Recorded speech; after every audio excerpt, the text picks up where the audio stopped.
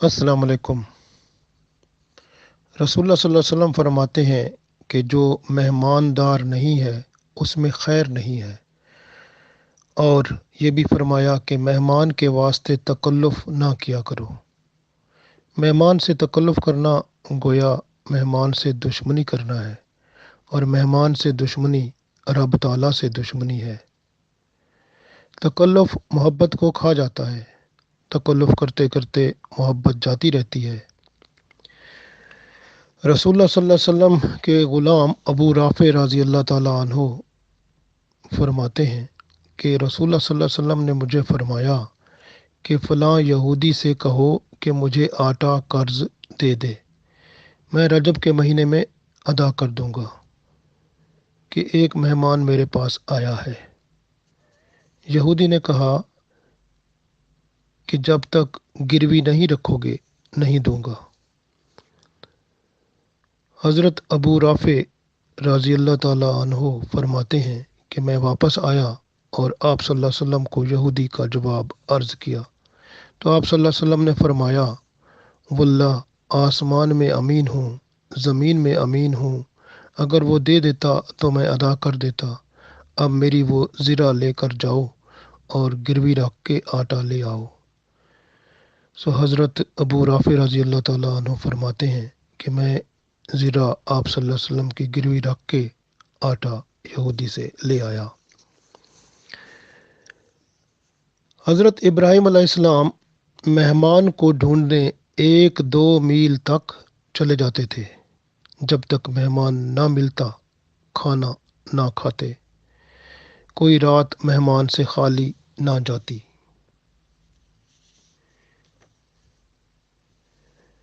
जो शख्स किसी की दावत करता है उसके लिए सुन्नत ये है कि नेक लोगों के सिवा किसी को ना बुलाए, क्योंकि खाना खिलाना कुव्वत पैदा करता है और ये जिस्म की कुव्वत को बढ़ा देता है।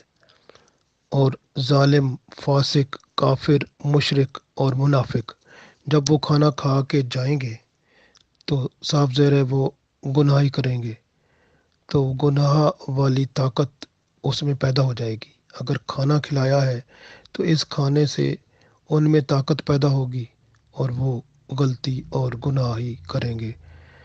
तो इस वजह से ये ताकत उनको गुनाहों पर सर्फ कर देगी। रसूल पाक सल्लल्लाहु अलैहि वसल्लम ने फरमाया, वो ताम सब खानों से बदतर है जिसमें अमीरों को बुलाया जाए और फ़कीरों को महरूम रखा जाए। आप सल्लल्लाहु अलैहि वसल्लम ने फरमाया, तुम लोग दावत करने में भी गुनाह करते हो। जो ना आए और जो आने वाला है उसे छोड़ देते हो, यानी जो ना आए उसको बुला लेते हो और जो आने वाला है उसे छोड़ देते हो। चाहिए कि दोस्तों को अपनों को ना भुलाओ, वरना वहशत का सबब होगा। दावत से तकब्बुर और बड़ाई का इरादा ना करो। अदाए सुन्नत और फ़ुकरा की राहत का ख्याल करो।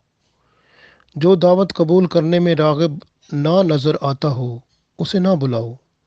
अगर कोई मान भी लेगा तो खाना कराहत से खाएगा और ये अमर ख़ता है।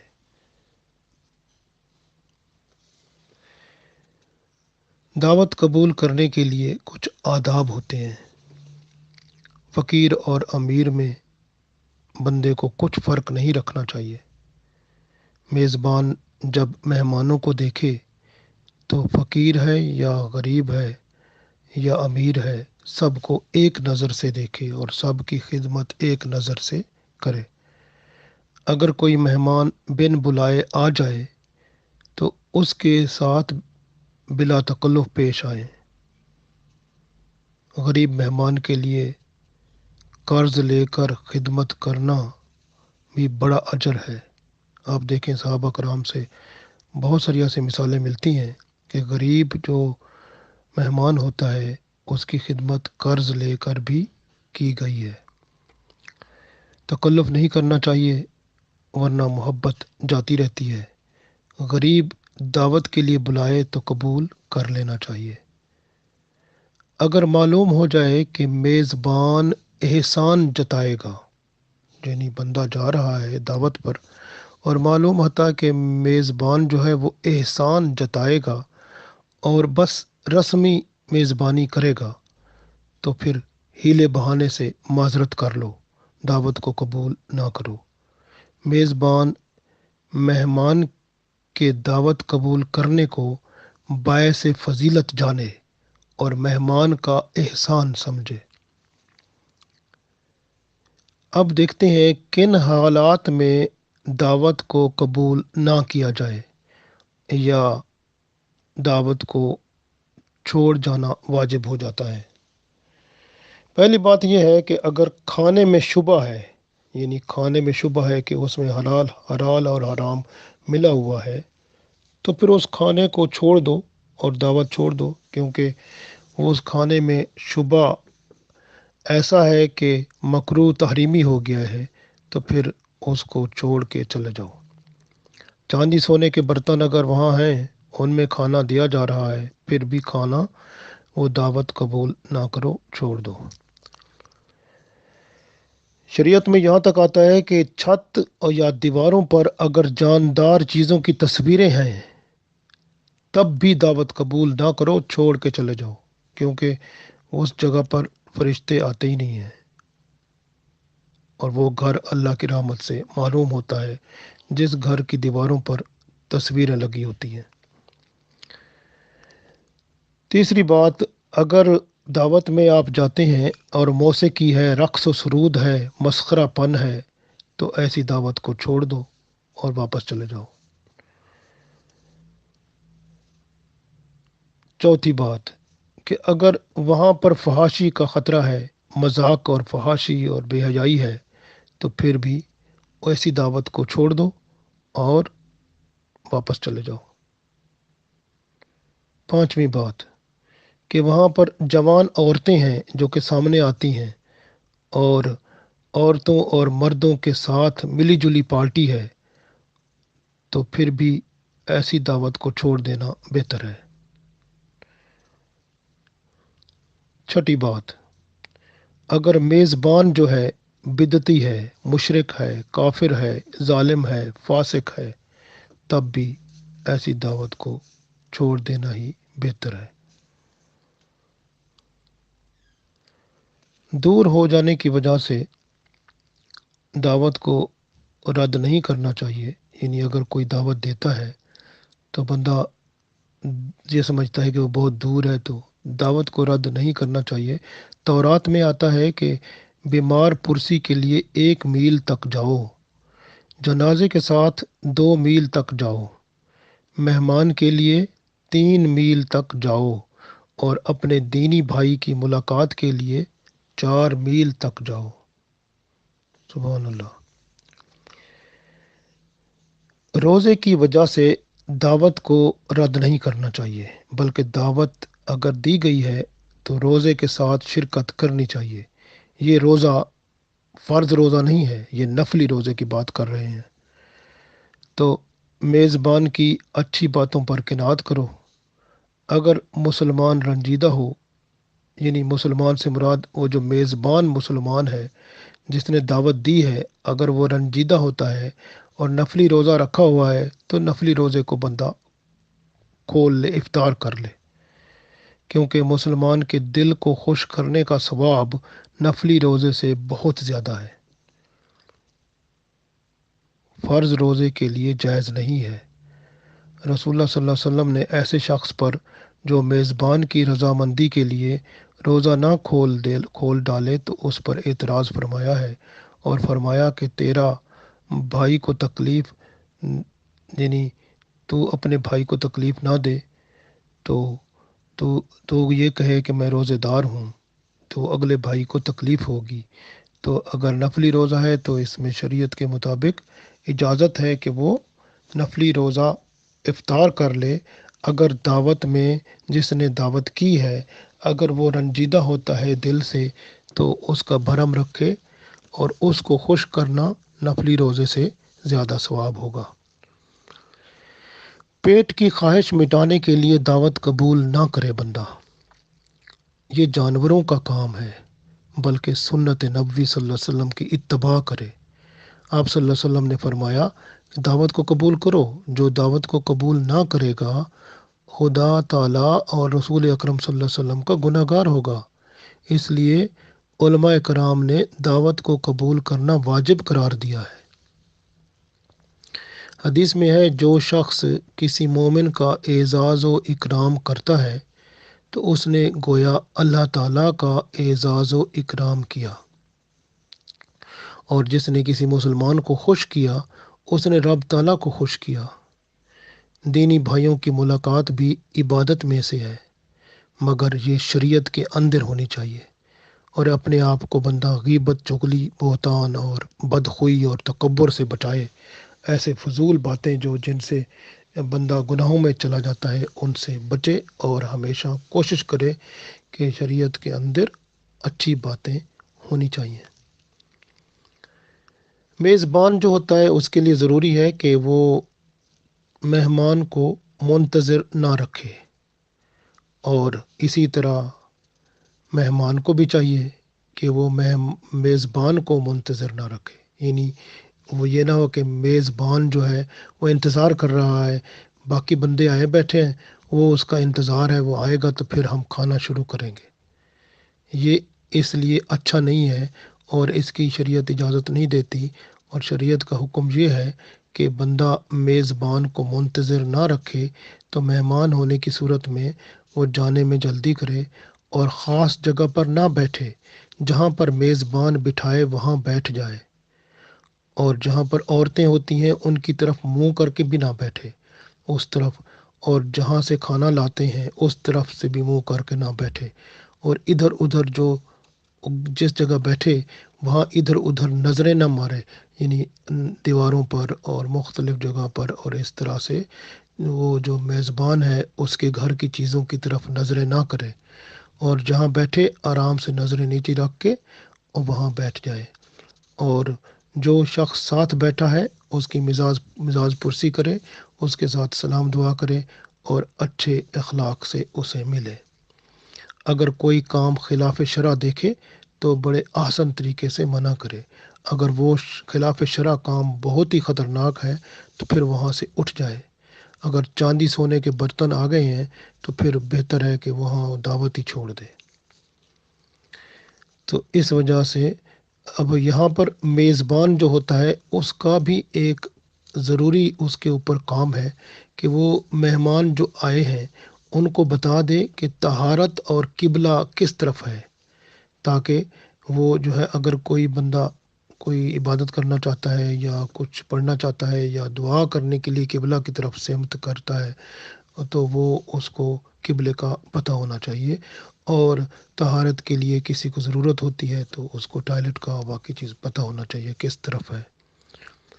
اگر بہت سارے لوگ آ چکے ہیں اور ایک بندہ آنا باقی ہے تو حاضرین کی رعایت بہتر ہے، یعنی کہ جو آئے ہوئے ہیں تو ان کو بندہ دیکھے، یہ نہ ہو کہ ایک بندے کو دیکھتا رہے، وہ آئے گا تو پھر میں کھانا چلاؤں گا، نہیں تو نہ صحیح، یہ غلط ہے۔ یعنی سب کو دیکھنا چاہیے، جو زیادہ آئے ہوئے ہیں وہ اب حاضرین کی رعایت کرے بندہ، اور ایک بندے کے لیے نہ وہ ایسا نہ ہو کہ سب کو وہ ایک بندے کی وجہ سے روک رکھے، یہ غلط ہے۔ 5 کاموں کے علاوہ باقی کاموں میں جلدی کرنا شیطان کا کام ہے۔ اب یہ 5 کام ہیں وہ کون سے ہیں؟ پہلی بات، مہمان کو کھانا کھلانے میں جلدی کرنی چاہیے۔ مردہ کو کفن دفن کرنے میں جلدی کرنی چاہیے۔ لڑکی جوان ہو جائے تو اس کے نکاح کرنے میں جلدی کرنی چاہیے۔ اگر پیسے آ گئے ہیں تو قرض ادا کرنے میں جلدی کرنی چاہیے۔ گناہ ہو گیا ہے تو توبہ کرنے میں جلدی کرنی چاہیے۔ تو یہ 5 کام میں جلدی کرنا بہت ضروری ہے۔ اسی طرح دعوت ولیمہ میں بھی جلدی کرنا سنت ہے۔ کھانے سے پہلے بندہ کوئی میوے وغیرہ یا فروٹ وغیرہ یا کوئی ایسی چیزیں یا سلاد یا کچھ ایسی چیز دسترخوان پر رکھ دے، تو دسترخوان پر رکھ دینا چاہیے، کیونکہ حدیث شریف میں ہے دسترخوان پر جب کوئی ہری چیز رکھی جاتی ہے تو فرشتے حاضر ہو جاتے ہیں، تو فرشتے اس کو دیکھتے ہیں، اور جو میزبان ہوتا ہے اس کے لیے اللہ کی رحمت لکھی جاتی ہے، اللہ کی رحمت اور برکت گھر میں ہوتی ہے۔ پھر مہمان کے آگے بہتر کھانا رکھنا چاہیے، ایسا کھانا رکھنا جو ثقیل غذا ہے وہ مہمان کے آگے رکھنا مکروہ ہے، اور جب اور کھانے والے ہوں، مقصد مہمان کے سامنے یعنی جو ہے کھانا بہتر بندہ رکھے۔ یہ نہ ہو کہ اب دو تین کھانے پڑے ہیں اگر، تو اس میں سے جو مہمان، بہتر تو یہ ہے کہ وہ آگے جب پڑا ہوگا تو خود ہی اٹھا کے اس کو مہمان استعمال کرے گا۔ مہمانوں کے سامنے نہ تھوڑا کھانا رکھیں نہ بہت ہی زیادہ، یعنی درمیانہ میانہ روی یہاں بھی اختیار کرنی چاہیے۔ حضرت ابراہیم ادھم رحمۃ اللہ علیہ نے ضیافت میں بہت کھانا رکھا۔ حضرت سفیان ثوری رحمۃ اللہ علیہ نے ان سے فرمایا، کیا آپ کو اسراف کا خوف نہیں ہے؟ تو حضرت ابراہیم ادھم رحمۃ اللہ علیہ نے جواب دیا کہ ضیافت کے کھانے میں اسراف نہیں ہوتا۔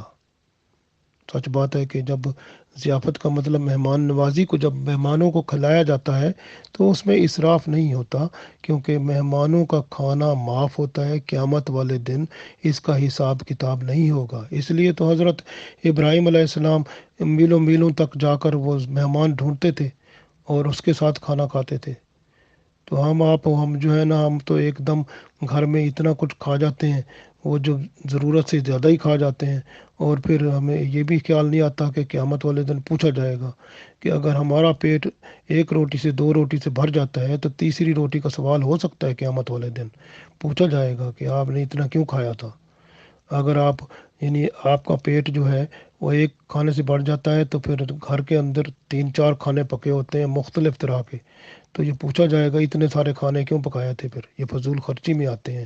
اگر اسلام کی آپ مکمل اس کی آپ ریسرچ کریں، اسٹڈی کریں، دیکھیں تو معلوم ہوتا ہے کہ وہ جو زیادہ ہے وہ کس کا ہے، وہ پھر صلہ رحمی کا حق ہے۔ جن کی ضرورت ہے صلہ رحمی کریں، غریب کو، مسکین کو، ان کو دیں، تو آپ کا کام جو ہے، آپ کا پیٹ جتنے سے بھر جاتا ہے بس اس کو رکھیں۔